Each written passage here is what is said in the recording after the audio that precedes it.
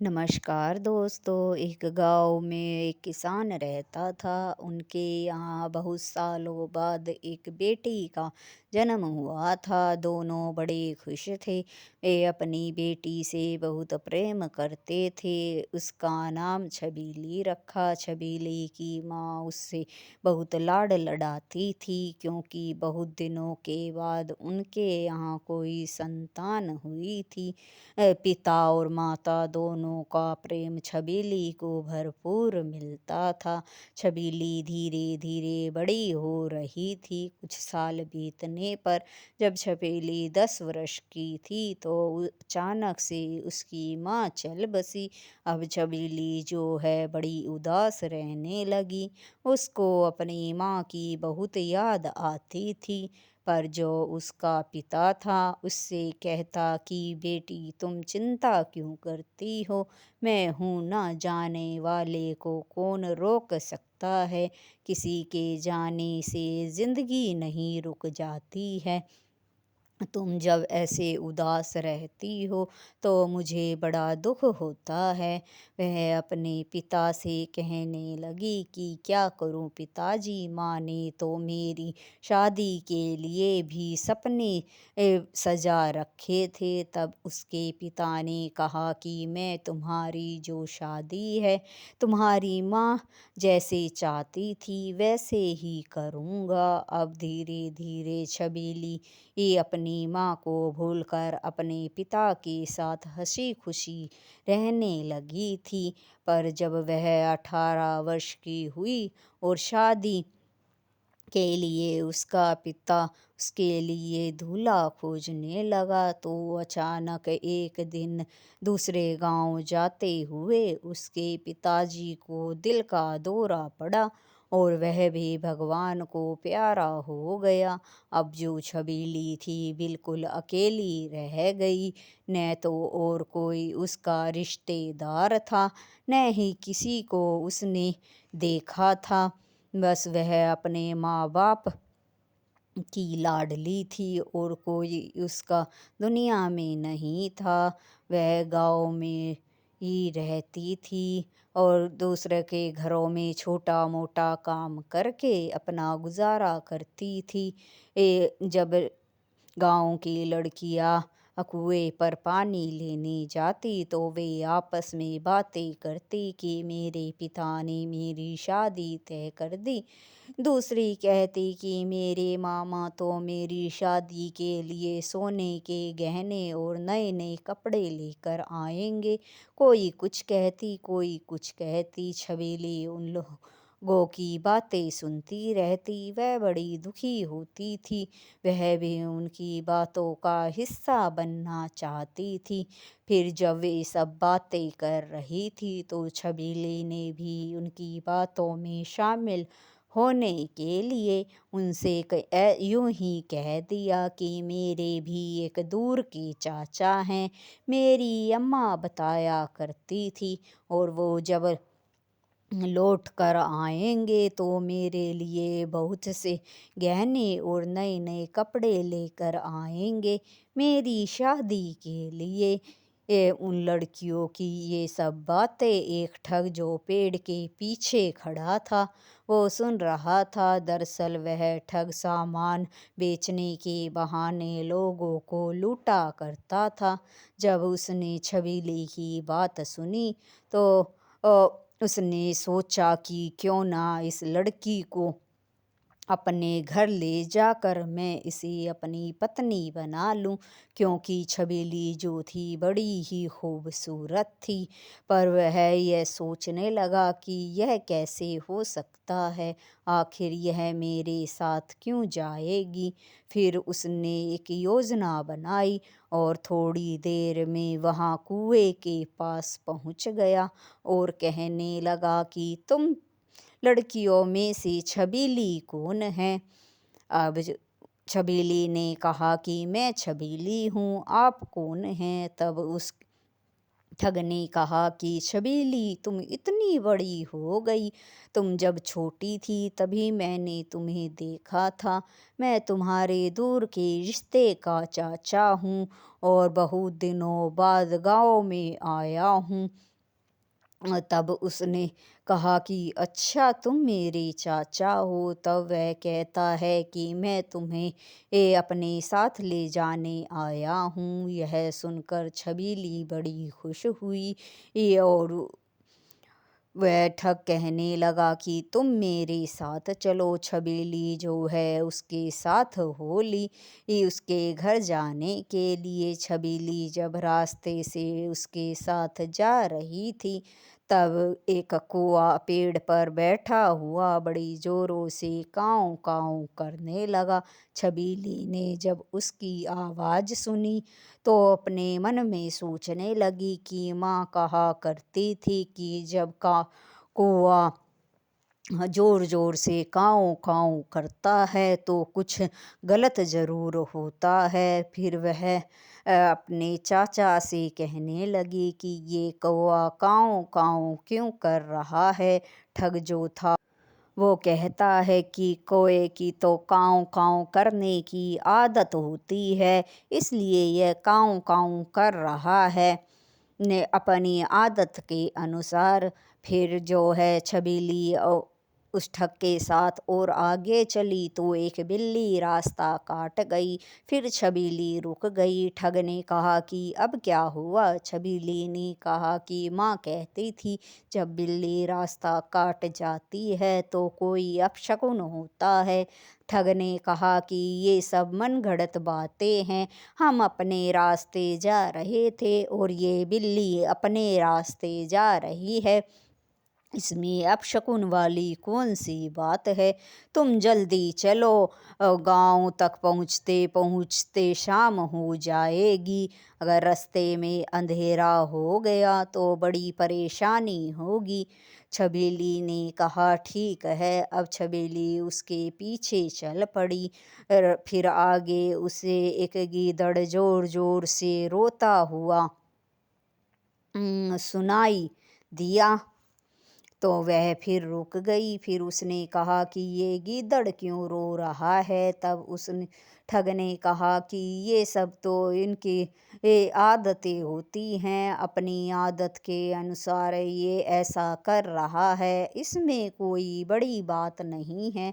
तुम रुको मत, जल्दी जल्दी से मेरे साथ चलो। फिर जो थी लड़की कुछ कुछ तो समझ रही थी कि कोई तो अनहोनी होने वाली है, पर उसे समझ नहीं आ रहा था कि क्या होने वाला है। जल्द ही ठग अपने घर पहुंच गया। घर पहुंचने पर उसने छबीली से कहा कि तुमने जो जो रास्ते में देखा और सुना वह सब सच है। ये सब अपशकुन के कारण ही हो रहा था। मैं तुम्हारा कोई चाचा वाचा नहीं हूँ, मैं एक चोर हूँ और मैं तुम्हें बहुत पसंद करता हूँ, तुमसे शादी करना चाहता हूँ। यह सुनते ही छबीली के पाँव तले से जमीन खिसक गई। अब वह उससे कहने लगी कि मैं तुमसे शादी नहीं करूँगी, मुझे यहाँ से जाने दो। पर चोर ने कहा कि तुम अब यहाँ से नहीं जा सकती, तुम मेरे ही घर पर रहोगी और ये जो मेरी माँ है ये तुम्हारी निगरानी में रहेगी। अगर तुमने घर से भागने की कोशिश की तो तुम्हारे लिए बहुत बुरा होगा। अब जो छबीली थी वह डर गई। उसने सोचा कि जोश से कोई काम नहीं बनेगा। वह उसी ही ठग के घर में रहने लगी। ठग जब भी घर से बाहर जाता तो अपनी माँ जो उसकी बूढ़ी थी उससे कह के जाता कि तुम इसका ध्यान रखना, यह घर से बाहर ना निकलने पाए। ठग की जो माँ थी ये उसके बिल्कुल सफ़ेद बाल थे, बूढ़ी थी, लकड़ी हाथ में पकड़े हुए थी और मुंह पर भी झुर्रियां आई हुई थी। उसकी डरावनी सी शक्ल थी। छबीली को उसकी सूरत बिल्कुल पसंद नहीं थी, पर वह कर भी क्या सकती थी। वह सारा दिन घर में ही रहती, क्योंकि बुढ़िया उस पर कड़ी नज़र रखती थी, घर से बाहर नहीं निकलने देती थी। फिर एक दिन यूं ही वह घर का काम कर रही थी, तो जब वह नीचे बैठी तो उसके जो काले घने बाल थे वे धरती से लग रहे थे। यह सब बुढ़िया देख रही थी। बुढ़िया के मन में आया, पता नहीं ये क्या अपने बालों में लगाती है जो इतने काले घने लंबे इसके बाल हैं। काश मेरे भी ऐसे बाल होते, यह बुढ़िया मन में सोच रही थी। तभी छबीली से कहने लगी कि तुम्हारे इतने घने काले लंबे बालों का राज क्या है। अब छबीली तो किसी मौके के तलाश में ही थी। वह झट से काम छोड़कर बुढ़िया के पास जा बैठी और उससे कहने लगी कि माई, ये सब मेरी माँ के जादुई तेल का कमाल है। मेरी माँ घर पर ही ऐसा तेल बनाती थी जिससे लगाने से मेरे बाल इतने काले घने और लंबे हो गए हैं। बुढ़िया ने कहा कि क्या तुम वो तेल बनाना जानती हो? और छबीली ने झट से कहा, हाँ क्यों नहीं, मैं बना देती हूँ। उसने झट से चूल्हे में आंच जलाई और फिर कढ़ाई उस पर रख दी। फिर उसमें तेल उबालने लगी और उसमें नमक मिर्च गे डालकर ऐसे बुढ़िया को दिखाने लगी जैसे वह कोई विशेष तेल बना रही है। कुछ देर के बाद उसने बुढ़िया से कहा कि तेल बनकर तैयार है, अब आप अपनी आंखें बंद कर लीजिए, मैं आपके सिर में तेल लगा देती हूँ जिससे आपके बाल भी काले और लंबे हो जाएंगे। बुढ़िया ने अपनी आंखें जैसे ही बंद की, छबीली ने तेल की कढ़ाई बुढ़िया के सिर पर उड़ेल दी। चीख के साथ बुढ़िया ने वहीं दम तोड़ दिया। अब जो छपीली थी उसने बुढ़िया को एक कोण में ले जाकर बिठा दिया और उसे लाल चुनरी उड़ा दी। और फिर वहां से दरवाज़ा बंद करके झट से बाहर भाग निकली। रास्ते में उसे ठग मिला। ठग ने उसे देख तो लिया, पर छबीली एक झाड़ी के पीछे छुप गई। ठग ने सोचा कि यह मेरा वहम होगा, यह और कोई होगी। छबीली तो घर में मेरी माँ की निगरानी में है, वो बाहर कैसे आ सकती है। फिर चोर ने उससे कुछ पूछा भी नहीं, क्योंकि वह उस समय चक्की के पाट चोरी करके आ रहा था। उसने सोचा अगर ये कोई और औरत होगी तो कहीं शोर न मचा दे। और लोग इकट्ठा हो गए और मेरे पास चोरी के पाट देखकर मेरी कहीं पिटाई न कर दे। यह सोचकर ठग जो है अपने घर की तरफ चला गया। अब जो छबीली थी अपने गांव पहुंच गई। उसे पता था कि अगर ठग अपने घर जाकर सब कुछ देखेगा तो वह उसके पीछे गांव उसके घर तक ज़रूर आएगा। इसलिए वह गांव में अपनी सहेली के घर पर रहने लगी। उधर जब ठग अपने घर पहुंचा, वह छबीली को बाहर से आवाज़ लगा रहा था। बहुत देर तक उसने छबीली को आवाज़ लगाई, पर अंदर से कोई आवाज़ नहीं आई। फिर वह बड़े गुस्से में हो गया। फिर उसने दरवाजे को पाँव मारा और फिर अंदर जाकर देखने लगा तो एक कोन में लाल चुनरी ओढ़े हुए एक औरत बैठी उसे दिखाई दी। उसने सोचा कि छबीली वहाँ आराम से सो रही है और उसने उसकी आवाज़ नहीं सुनी। चक्की के पाट उसके हाथ में ही थे। उसे बड़ा गुस्सा आया हुआ था। उसने आओ देखा ने ताओ चक्की के पाट जो है उस औरत के सिर पर दे मारे। और चक्की के पाट मारते ही जब उसने पाट हटाकर देखा तो उसने देखा कि वह तो उसकी माँ है। और वह अफ़सोस करने लगा कि उसके चटकी के पाट मारने से उसकी माँ की मृत्यु हो गई है, इसलिए वह और झल्ला उठा और छबीली से बदला लेने के बारे में सोचने लगा। अब कुछ महीने बीत गए। छबीली ने सोचा कि अब तो ठग वापस नहीं आएगा। ठग जब भी उसके घर जाता तो घर खाली रहता था, क्योंकि छबीली की जो सहेली थी वह उसके वहाँ रहती थी। अब कई दिनों से ठग उसके घर नहीं आया था। उसने सोचा कि अब ठग को यकीन हो गया है कि मैं अपने घर में नहीं हूँ, अब वह नहीं आएगा। सो वह अपने घर में जाकर रहने लगी। फिर एक दिन अचानक से रात के समय उसने कुछ आवाज़ें सुनाई दी। उसने खिड़की से देखा तो उसने देखा कि ठग के साथ 3 लोग भी उसकी झोपड़ी की तरफ आ रहे हैं।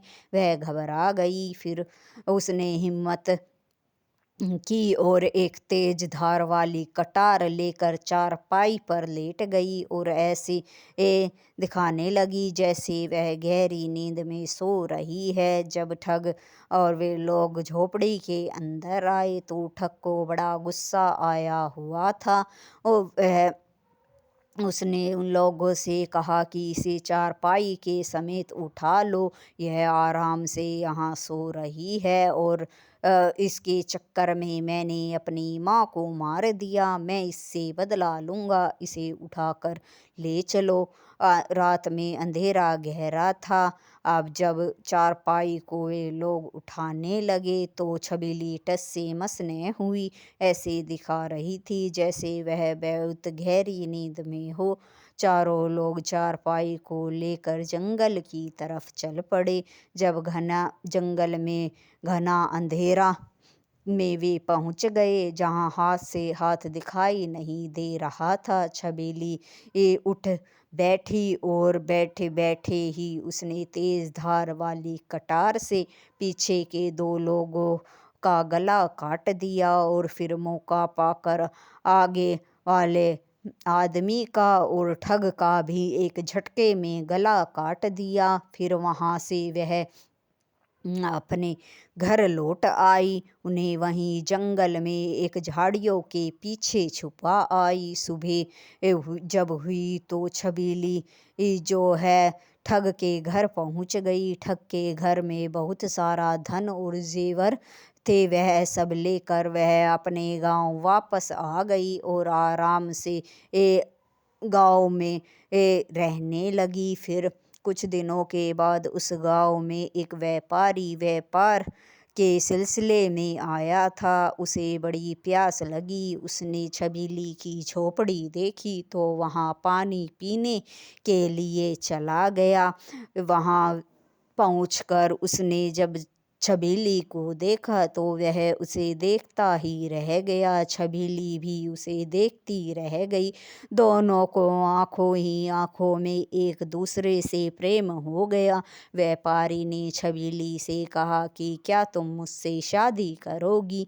अब छबीली ने हाँ कर दी, क्योंकि युवक भी बहुत खूबसूरत था और छबीली ने उस युवक के साथ शादी कर ली। छबीली के पास धन की तो कोई कमी नहीं थी, इसलिए दोनों उस छबीली के गांव में ही आराम से रहने लगे। इस तरह से एक साहसी लड़की ने ठग को सबक सिखा दिया। साहस और हिम्मत से बड़ी मुश्किल का सामना किया जा सकता है। कहानी अच्छी लगी हो तो लाइक शेयर और सब्सक्राइब ज़रूर करें। बेल आइकन को प्रेस करें ताकि नई नई कहानियों की नोटिफिकेशन आपको सबसे पहले मिलती रहे। धन्यवाद दोस्तों।